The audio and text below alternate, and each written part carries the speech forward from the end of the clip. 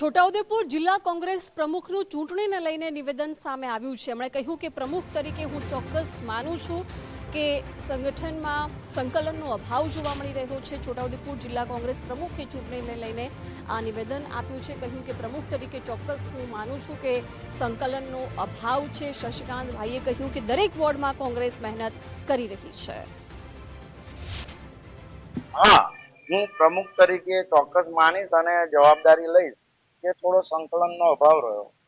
આપ જુઓ છો એમ અમારા લીડર્સ છે, અમારા બોડેલી નગરના છે, મોનાબેન છે, અમજદભાઈ છે, માનવજીના અને ઘણા બધા આગેવાનો છે અમારા। એમને સખત દિવસ રાત મહેનત કરીને તો પ્રયાસ કર્યો કે દરેક વોર્ડમાં ઉમેદવાર ઉતારે, પણ હું થોડો વ્યસ્ત હોવાના કારણે તાલુકા જિલ્લાની બી જિમ્મેદારી તો હું એ એમના પર હું ખુદ સ્વીકારું છું કે મારી થોડી